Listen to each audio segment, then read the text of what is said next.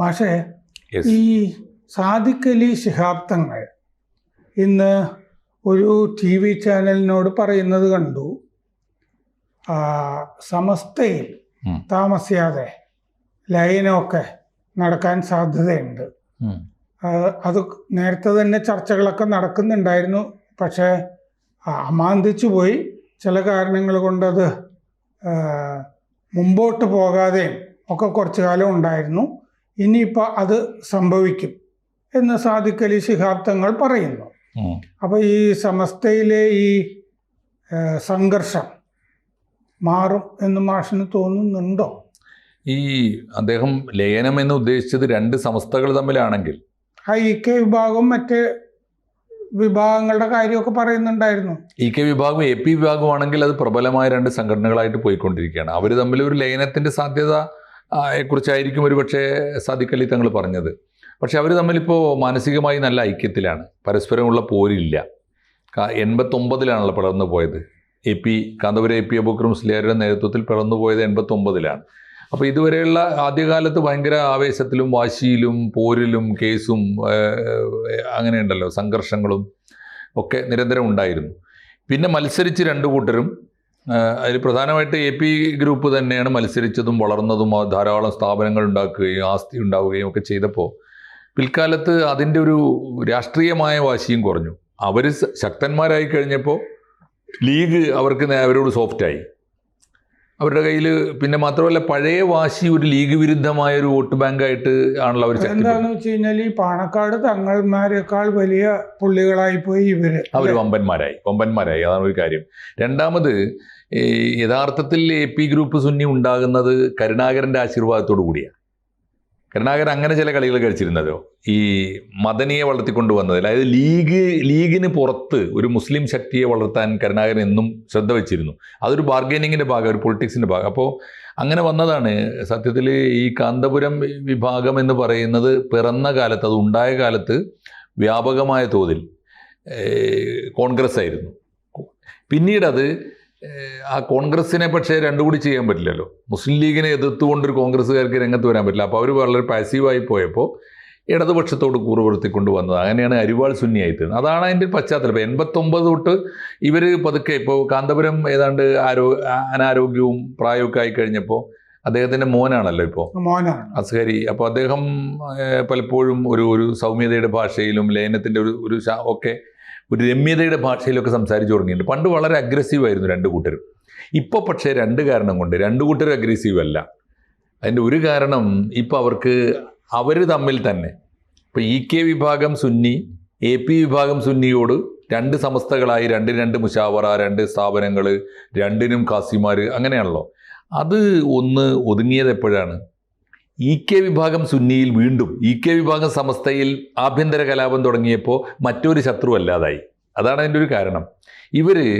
ഇപ്പോഴത്തെ പ്രശ്നം എനിക്ക് തോന്നുന്നു, ശിഹാബ് തങ്ങളിപ്പോൾ രണ്ട് സമസ്തകൾ ലയിക്കുമെന്ന് പറഞ്ഞത് EK AP രണ്ട് വിഭാഗങ്ങൾ ലയിക്കുമെന്നാണെങ്കിൽ അത് പറയാൻ ഇപ്പോഴത്തെ അവസ്ഥയിൽ സാദിഖ് അലി ശിഹാബ് തങ്ങൾ പറഞ്ഞാൽ EK വിഭാഗം സമസ്ത കേൾക്കുമോ? അതാണ് അടുത്ത ചോദ്യം. EK വിഭാഗം സമസ്തയിൽ 40 പേരാണ് മുശാവറയിൽ ഉള്ളതെന്ന് പറയുന്നത്. ഈ സാദിഖ് അലി തങ്ങൾ പറഞ്ഞിട്ട് തന്നെ വേണമെന്നുണ്ടോ? അല്ലാതെ തന്നെ ലയിച്ചുകൂടെ? അല്ലാതെ ലയിക്കാം, പറയേണ്ട കാര്യമില്ല. ഇനി അദ്ദേഹം പറഞ്ഞാൽ തന്നെ, ഞാൻ പറഞ്ഞത് അതിൻ്റെ ഇപ്പോഴത്തെ ഒരു ഘടന വെച്ചിട്ട് സാദിഖ് അലി തങ്ങൾക്കും മുസ്ലിം ലീഗിനും സ്വാധീനമുള്ളതല്ല ഇപ്പോഴത്തെ EK വിഭാഗം സമസ്ത മുശാവറ. ജിഫ്രി തങ്ങൾ, സയ്യിദ് ജിഫ്രി തങ്ങൾ നേതൃത്വം നൽകുന്ന സമസ്തയിൽ ഈ ഏറ്റവും ഒടുവിലുണ്ടായ ഒരു ഡെവലപ്മെൻറ്റിൽ കണ്ടത് 40-ൽ 39 പേരും ജിഫ്രി തങ്ങളുടെ കൂടെയാണ്. ഒരാൾ മാത്രമാണ് നദ്വി തങ്ങൾ. നമ്മൾ അദ്ദേഹത്തെക്കുറിച്ച് ചർച്ച ചെയ്തിട്ടുണ്ട്. നദ്വി മാത്രമാണ്, ബഹാവുദ്ദീൻ നദ്വി മാത്രമാണ് ഈ EK സുന്നിക്ക് വേണ്ടി ഉള്ളത്. അങ്ങനെ വരുമ്പോൾ മാത്രമല്ല EK സുന്നിയുടെ കൂടെ ഇപ്പോൾ ലേറ്റസ്റ്റ് ആയ ഡെവലപ്മെൻ്റ് ഉള്ളത് EK സുന്നിയുടെ കൂടെ ഉണ്ടായിരുന്ന മുസ്തഫൽ ഫൈസി, MP മുസ്തഫൽ ഫൈസി എന്നൊരാളെ സമസ്ത മുശാവറയിൽ നിന്ന് ഈ ഇഷ്യൂവിൽ പുറത്താക്കിയിരുന്നു. ജിഫ്രി തങ്ങളും സാദിഖ് അലി തങ്ങളും തമ്മിലുള്ള EK വിഭാഗം സുന്നിയിലെ തർക്കത്തിൽ പാണക്കാട് തങ്ങളുടെ കൂടെ നിന്ന മുസ്തഫൽ ഫൈസിയെ പുറത്താക്കിയിരുന്നു. അദ്ദേഹം പ്രസ്താവന നടത്തിയത് ശരിയായില്ല എന്ന് പറഞ്ഞുകൊണ്ട്. പക്ഷേ അദ്ദേഹത്തെ തിരിച്ചെടുക്കാൻ ഇപ്പോൾ തീരുമാനിച്ചിട്ടുണ്ട്. ഇപ്പോഴത്തെ ഒരു അന്തരീക്ഷം വേറൊരു സാഹചര്യത്തിൽ കൂടിയാണ്. ഈ സ്റ്റേറ്റ്മെൻറ്റിന് ഇപ്പോൾ വിലയുണ്ട്. എന്ത് സംഭവിക്കുന്നു നമുക്ക് നോക്കിക്കാണാം. സമസ്തയുടെ 100ാം വാർഷികം നടക്കുകയാണ്. സമസ്ത 1926 ആണല്ലോ ഉണ്ടാകുന്നത്.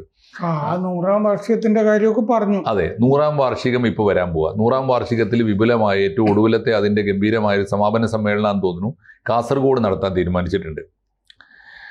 അതിനുവേണ്ടി ഒരു സ്വാഗത സംഘം രൂപീകരിച്ചു. അതിനെ ചൊല്ലി വീണ്ടും വിവാദമുണ്ടായി. സ്വാഗത സംഘത്തിൽ ഏത് വിഭാഗത്തിനാണ് മുൻതൂക്കം? അപ്പോൾ വന്നപ്പോൾ സമസ്ത വിഭാഗം ഉണ്ടാക്കിയതാണ്. ഇപ്പോൾ ജിഫ്രി തങ്ങൾ വിഭാഗം ഉണ്ടാക്കിയ സ്വാഗത സംഘമാണ്. അതിൽ ലീഗ് വിഭാഗത്തിന് കാര്യമായ പ്രാതിനിധ്യം കിട്ടിയില്ല. അതോടുകൂടി അത് വീണ്ടും ചർച്ചയായി അലസിപ്പിരിഞ്ഞു. പക്ഷേ രമ്യതയിൽ വന്നു. കുഞ്ഞാലിക്കുട്ടിയും ഒക്കെ മുൻകൈ എടുത്തിട്ട് ഒരു രമ്യത ഉണ്ടാക്കി. അതെങ്ങനെയാണെന്ന് വെച്ചാൽ ഈ രണ്ട് വിഭാഗത്തിൽ ഇതിനും സ്വാധീനമുള്ള മട്ടിൽ, രണ്ടു കൂട്ടർക്കും സ്വീകാര്യമായ മട്ടിൽ ഒരു കോർഡിനേഷൻ കമ്മിറ്റി ഉണ്ടാക്കി. ആ കമ്മിറ്റിയിൽ MC മായിനാജി, ലീഗ് നേതാവ് MC മായിനാജി ചെയർമാൻ, K മോയിൻകുട്ടി എന്ന് പറയുന്ന ഒരു മോയിൻകുട്ടി മാഷ് ഈ സമസ്തയുടെ ഭാഗത്ത് നിന്ന്, അദ്ദേഹം കൺവീനർ, അങ്ങനെ ഒരു കമ്മിറ്റി ഉണ്ടാക്കി. ആ കമ്മിറ്റി ഉണ്ടാക്കിയത് എന്തിനാണ്? രണ്ടു കൂട്ടരെയും കോർഡിനേറ്റ് ചെയ്ത് കൊണ്ടുപോകാനാണ്. അത് ഉണ്ടാക്കിയതിൻ്റെ പിറ്റേന്ന് തന്നെ അതിനെ ചൊല്ലി കലഹമായി. ഹമീദ് ഫൈസി അമ്പലക്കടവ് ഇപ്പുറത്ത് സമസ്തയുടെ പക്ഷത്ത് നിൽക്കുന്നയാളും പ്രത്യക്ഷമായി തന്നെ ലീഗ് സമസ്തക്കെതിരായി നടത്തിക്കൊണ്ടിരിക്കുന്ന നീക്കങ്ങളെ ചെറുക്കുന്നയാളുമാണ്. പണ്ഡിതനാണ്, പഴയ പരേതനായ വലിയ സാത്വികനായ പണ്ഡിതനുണ്ടായിരുന്നു KT മാനു മുസ്ലിയാർ, അദ്ദേഹത്തിൻ്റെ മരുമോനാണ്. അപ്പോൾ അതേ ഒരു സ്റ്റേറ്റ്മെൻറ്റ് നടത്തി, ആരും തെറ്റിദ്ധരിക്കരുത്, ഇപ്പോൾ ഉണ്ടാക്കിയിരിക്കുന്ന ഈ കോർഡിനേഷൻ കമ്മിറ്റി ഉണ്ടല്ലോ, കോർഡിനേഷൻ കമ്മിറ്റി വന്നതോടുകൂടി ലീഗ് വിഭാഗം സുന്നി സമസ്ത ആഘോഷിക്കാൻ തുടങ്ങി. കണ്ടില്ലേ, ഞങ്ങളുടെ നേതാവ് മായിനാജി ചെയർമാനായിട്ട് വന്നില്ലേ കോർഡിനേഷൻ കമ്മിറ്റിയുടെ. അപ്പോൾ ഹമീദ് ഫൈസിക്ക് പറയേണ്ടി വന്നു, ഇത് ഈ സമസ്തക്ക് മീതെയുള്ളൊരു കമ്മിറ്റി അല്ല. സമസ്ത സ്വാഗത സംഘം നേരത്തെ രൂപീകരിച്ചിട്ടുണ്ട്. സമസ്തയുടെ വാർഷികമാണ് നടക്കാൻ പോകുന്നത്.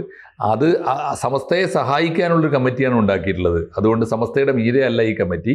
അങ്ങനെ ആരും തെറ്റിദ്ധരിക്കേണ്ടെന്ന് പറഞ്ഞു. മാഷ് പറഞ്ഞു വന്നപ്പോൾ എനിക്ക് ഉണ്ടായ വേറെ രാഷ്ട്രീയ സംശയം, ഇത് രണ്ടും കൂടി ചേർന്ന് കഴിഞ്ഞാൽ മുസ്ലിം ലീഗിന് ശക്തി കിട്ടും എന്നല്ലേ പാണക്കാട് തങ്ങൾമാര് കരുതുക, ഉദ്ദേശിക്കുന്നത് അങ്ങനെയാണ്. അപ്പൊ അങ്ങനെ ഉദ്ദേശിക്കുന്നുണ്ട് എന്നിപ്പോൾ നമ്മൾ ചാനലിൽ ചർച്ച ചെയ്യുന്നത് പിണറായി വിജയന്റെ ആരെങ്കിലും ഒക്കെ കണ്ടാലേ അതിന് വേണമെങ്കിൽ തുരങ്കം വെക്കാൻ സാധ്യതയുണ്ട്, എല്ലാ സാധ്യതയുണ്ട്, തുരങ്കം വെക്കാനുള്ള എല്ലാ സാധ്യതയും. കാരണം ഇതിൽ എല്ലാ കാലത്തും ഇടതുപക്ഷത്തിന് ഗുണം ചെയ്ത, ഇടതുപക്ഷത്തിൻ്റെ സഹായത്തോടു കൂടി വളർന്നൊരു വിങ്ങാണ് AP വിഭാഗം. ഇപ്പോഴത്തെ സാഹചര്യത്തിൽ ഈ AP വിഭാഗം പണ്ട് സ്വീകരിച്ച നിലപാടിലേക്കാണ് ഇപ്പോൾ ജിഫ്രി തങ്ങളുടെ നിലപാട് പോകുന്നത്. മുസ്ലിം ലീഗ് അല്ല പ്രധാനം, രാഷ്ട്രീയക്കാരുടെ ഏജന്റുമാരല്ല മതസംഘടന. അതിന് അദ്ദേഹം വളരെ ബോൾഡായ ചില നിലപാട് ഇദ്ദേഹം എടുത്തു. അദ്ദേഹം പറഞ്ഞ കാര്യം എന്താണ്, ഈ സാദിഖ് അലി തങ്ങൾ എപ്പോഴാണ് തങ്ങൾക്ക് ജിഫ്രി തങ്ങൾ അനഭിമതനാകുന്നത് എപ്പോഴാണെന്നറിയോ?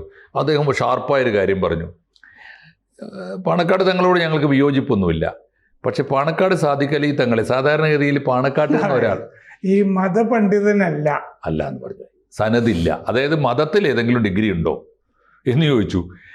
അതില്ലാത്ത ഒരാളെ സമസ്തയിൽ എടുക്കാൻ പറ്റില്ല. സമസ്തയുടെ സാധാരണ രീതിയിൽ പാണക്കാട്ട് നിന്ന് ഒരാളെ വൈസ് പ്രസിഡന്റ് ആക്കി വെക്കാറുണ്ട്. ഇദ്ദേഹത്തിൻ്റെ ജ്യേഷ്ഠൻ ഉമർ അലി ശിഹാബ് തങ്ങളൊക്കെ അങ്ങനെ വെച്ചിരുന്നു, ഹൈദരലി തങ്ങളൊക്കെ വെച്ചിരുന്നു. അപ്പോൾ അത് പറ്റില്ല എന്ന് പറഞ്ഞു.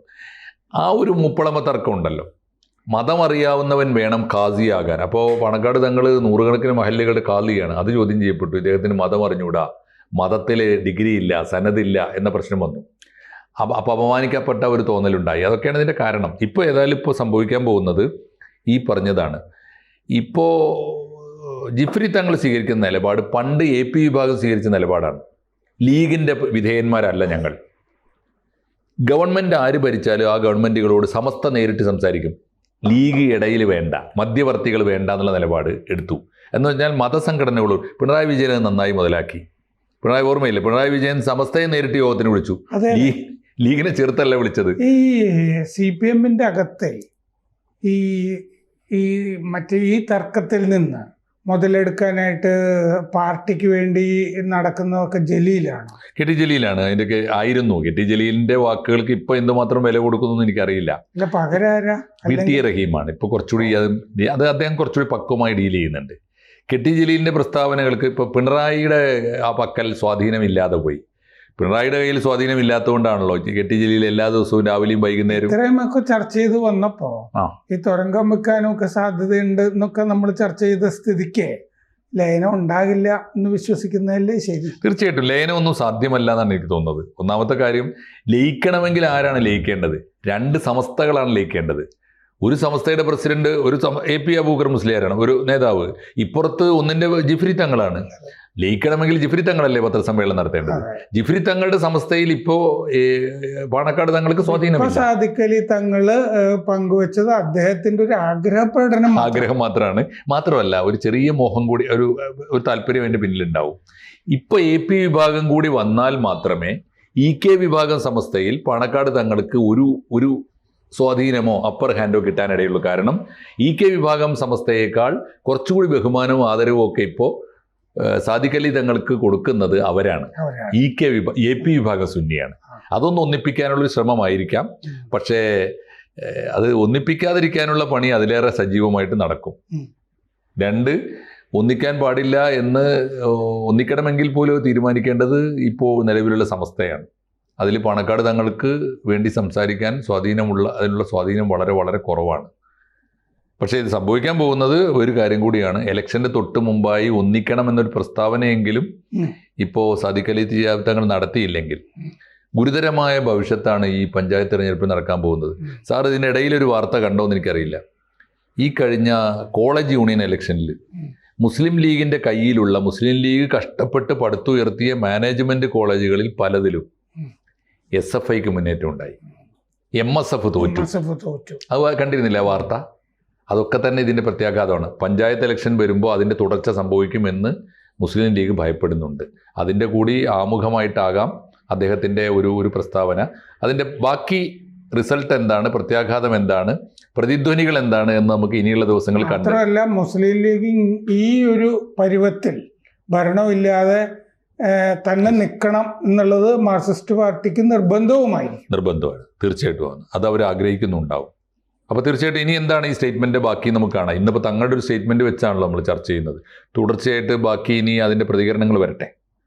കൂടുതൽ വാർത്തകളും വിശേഷങ്ങളും നിങ്ങളിലേക്ക് എത്താൻ ABC മലയാളം സബ്സ്ക്രൈബ് ചെയ്യുക, ബെൽ ബട്ടണും അമർത്തുക.